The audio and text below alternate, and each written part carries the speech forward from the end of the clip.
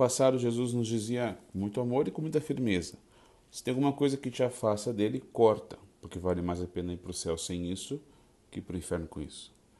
É o clamor do coração de Jesus, né? Que nos quer felizes e santos, e ele sabe exatamente o que a gente precisa para isso. Hoje o Senhor fala da indissolubilidade do matrimônio.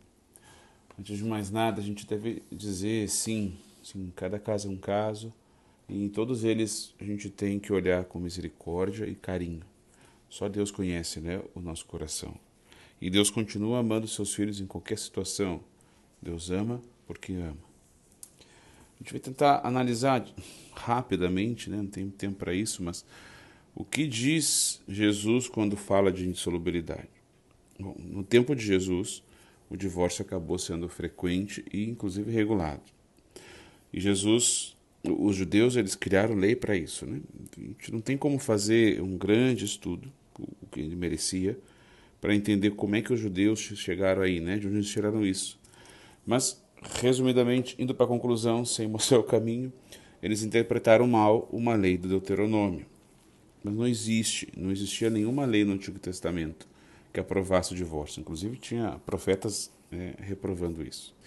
A única lei que existia dizia que se um homem e uma mulher estivessem numa situação ilegítima, deveriam se separar.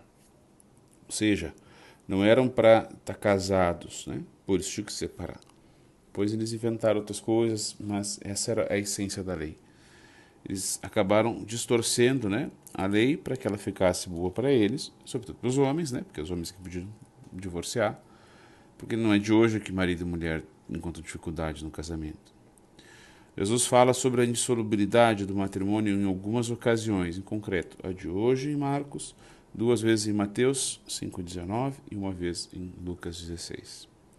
E Jesus resolve a questão recolocando ela no princípio, no Gênesis, na vontade de Deus inicial, que o homem e a mulher serão uma só carne. Então, primeira conclusão, na Bíblia não existe nenhuma citação que aprove o divórcio. Tentamos entender então os motivos. Primeiro de tudo, vale a pena a gente lembrar, de tempos em tempos, o que é sacramento. Porque Jesus elevou a união natural do homem e da mulher à dignidade de sacramento, é um presente de Jesus. Deus viu algo que era bom e quis ainda melhorar, né?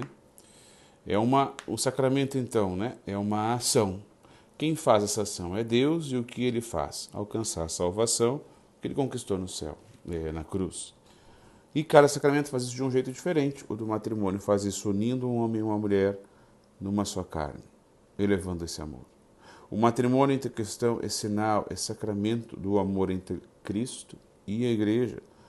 Esse amor foi selado na cruz e na ressurreição, é amor pascal, amor que envolve morte e vida, que é forte como a morte. A indissolubilidade não pode ser vista como um fardo, mas como uma proposta de um Deus que crê no homem que ele mesmo criou e criou a sua imagem e semelhança. Um Deus que nunca brinca com o amor, um Deus que aposta na nossa capacidade quando aberta à sua graça. Como o amor de Deus é indissolúvel, é também o amor dos esposos se for banhado no amor de Deus. O homem foi criado à imagem de Deus, por isso é capaz do amor verdadeiro, o amor de Deus, que é indissolúvel. O que Jesus fez não foi criar uma lei contra o divórcio, mas resgatou do Pai, porque disse que desde o começo da criação, desde o princípio, né, Deus os fez homem e mulher, e os dois serão uma só carne. O que Deus uniu, o homem não separa. Quando Deus criou o homem e a mulher, Ele criou para terem uma união indissolúvel, no princípio. Esse era o plano original. Amigo, sempre foi difícil esse tema, não é hoje só que foi difícil. O tempo de Jesus já era difícil, a Idade Média era difícil e vai continuar sendo até que Jesus faça o novo céu e a nova terra. E por que é assim? Porque Deus quer nos fazer sofrer? Mas é claro que não, essa não é a lógica de Deus. É assim porque não é possível separar Deus. Um homem e uma mulher, tu e a tua esposa, não têm o poder de fazer com que vocês sejam uma só carne. Simplesmente não tem. Como não tem o poder de voar ou de desaparecer, existem poderes que são só de Deus. Alguns deles ele dividiu com o homem, como o padre fazer um pão se tornar o corpo de Cristo, e o marido e a mulher de terem uma vida, por exemplo, fazerem uma vida. Mas ainda assim, sempre, em por com Cristo. Um homem e uma mulher que se juntam são um homem e uma mulher juntados, mas ali ainda não tem matrimônio.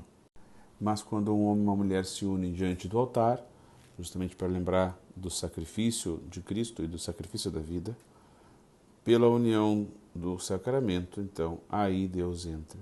E então sim, porque Deus está ali, já não são dois, mas um. Deus se derrama, se dá a Ele mesmo no casal. Deus é a cola, Deus é o que une, cola entre aspas, óbvio, o casal. E é impossível tirar Deus de onde Ele está, como não se pode tirar Jesus da Eucaristia depois da missa, por exemplo. Por isso também não pode tirar Deus do sacramento do matrimônio de vocês. E é por isso que vale a pena morrer por essa verdade, como morreu João Batista, São Maximiliano Kolbe, por exemplo. E é por isso que vale a pena que o marido morra por essa realidade, que a esposa morra por essa realidade, como Cristo morreu pela igreja e a igreja morre por Cristo. Por isso, meus queridos casais, e quem quer casar e qualquer um de nós, não se pode separar Deus. Ele está aí no meio de vocês e é tão poderoso hoje quanto quando ressuscitou Lázaro, multiplicou o pão. Ele é capaz de tudo. É sacramento. O sacramento tem a força de Jesus para salvar e santificar. Vocês que são casados no matrimônio têm essa força, porque Deus está ali. Jesus veio numa família, santificou a família. O matrimônio sempre tem momentos de muita dificuldade, momentos de lacerar o coração às vezes, momento em que a cruz não está na parede enfeitando ou lembrando de Cristo, mas está pregada na nossa própria mão, fazendo ela sangrar e doer. É assim a santidade. Defende o matrimônio, defende o teu matrimônio, salva o teu matrimônio. Ou melhor, deixa que Deus o salve. Mas Deus não vai fazer isso sozinho, porque Ele não começou isso sozinho.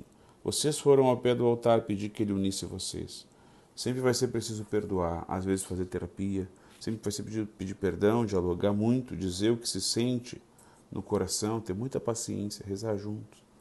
Um casal que luta por seu matrimônio é uma verdadeira profecia para todos os tempos. É um testemunho para o mundo, para os filhos de vocês, para a igreja.